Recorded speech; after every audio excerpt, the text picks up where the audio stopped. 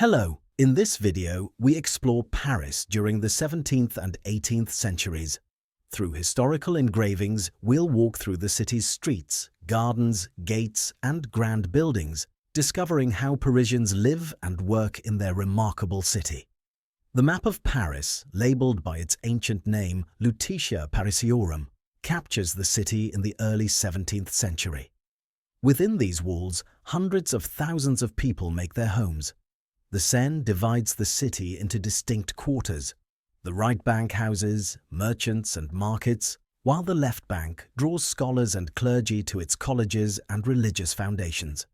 Bridges span the river, crowded with houses and shops, serving as vital arteries where commerce never ceases. This map shows not merely streets and buildings, but a living organism of trade routes and pathways worn by centuries of daily routine. The Palais-Royal opens onto a central courtyard surrounded by elegant galleries. Originally built for Cardinal Richelieu, the palace now serves multiple purposes. The courtyard bustles with servants crossing on errands, carriages arriving and visitors awaiting audiences. The surrounding galleries shelter shops where Parisians browse goods and exchange gossip. Nobles stroll beneath the arcades while merchants display their wares. The space functions as both private residence and public arena, a meeting point where different levels of society brush past one another throughout the day. The Tuileries Gardens extend along the riverside edge of Paris, offering a rare expanse of greenery in this crowded city. Parisians come here to walk, to see and be seen, to escape the narrow streets and breathe cleaner air. Nursemaids guide children along pathways while gentlemen discuss matters of business or politics. Gardeners tend the geometric beds and prune the trees lining the central alley. Even here, work continues. Groundskeepers rake gravel paths, vendors sell refreshments at the margins, and guards patrol to maintain order among the strolling crowds.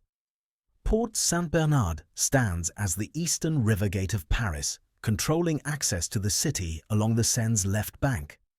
Through this gate flows a constant stream of traffic, wine barrels from Burgundy, timber floated down from upstream forests produced from the surrounding countryside.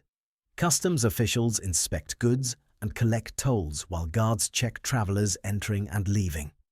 Porters wait for work, ready to carry loads into the city's markets. The gate marks a threshold between rural hinterland and urban Paris, where the rhythms of country and city meet and merge. The Seine passes before the Augustinian convent and the Louvre's great façade, binding sacred and royal Paris together.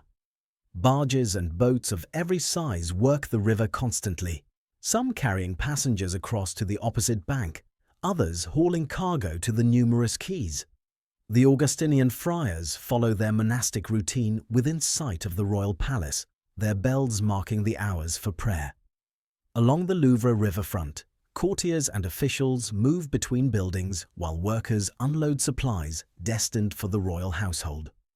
The river serves as highway, water source, and economic lifeline, its banks always busy with labor and trade. The Luxembourg Palace and Gardens occupy a generous portion of the left bank. Built for Marie de Medici, the palace draws inspiration from her native Florence, and the gardens reflect both Italian and French sensibilities.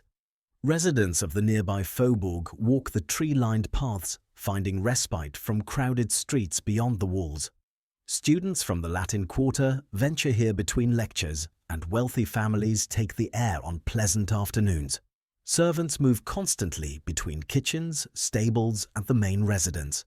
The gardens provide a stage for social display where Parisians observe the fashions and manners of those above them in rank. This street scene during Henry IV's reign captures the energy of everyday Paris. Shopkeepers display their goods at storefronts open to the street, calling out to passers-by. Carts and horses compete for space with pedestrians, and narrow passages force constant negotiation between those going about their business. Artisans work their trades in full view, cobblers, tailors, metalworkers, their workshops spilling onto the pavement. Water carriers haul loads to households without wells, and servants bargain with vendors over bread and meat. The street serves as marketplace, workshop, and social space, alive with voices, movement, and the smells of cooking and industry. Fort Royal, later known as the Palais Cardinal and eventually as the Palais-Royal complex, takes shape during this period as one of the great urban projects of the age. Cardinal Richelieu commissioned the building as his residence and seat of power, positioning it strategically near the Louvre. Workers and craftsmen labor on construction, while the cardinal's household already occupies completed sections. The complex includes the main palace, gardens, galleries, and service buildings, creating a small city within the city. Officials and petitioners come seeking influence, and the cardinal conducts state business amid constant activity. The Ile de la Cité and Notre Dame Cathedral stand at the ancient heart of Paris. The island has served as the city's religious and judicial center for centuries, and it remains so now. Within the cathedral, services draw worshippers throughout the day, the faithful attending Mass, pilgrims visiting holy relics, and the poor seeking charity at the doors. The surrounding streets house ecclesiastical courts and church offices. Just steps away, the Palais de Justice handles secular matters of law. Merchants crowd the narrow lanes selling religious items and books, and foot traffic pulses constantly as everyone crossing the city passes this way. The formal garden of the Palais Cardinal extends before the court-facing view of the residence. Here, the cardinal and his guests walk the orderly paths, conducting conversations away from listening ears within palace walls. Gardeners maintain the precise geometry of the parterres, trimming hedges and tending flower beds to exacting standards. The garden provides a setting for diplomacy and intrigue, a place where arrangements are made and alliances forged amid the deceptive calm of nature shaped by human design. Servants hover at discreet distance, ready to attend their masters, while guards ensure only those with permission may enter. And so Paris continues in these years, its people moving through streets and gardens, gates and palaces, each day following familiar rhythms of work and worship, trade and travel.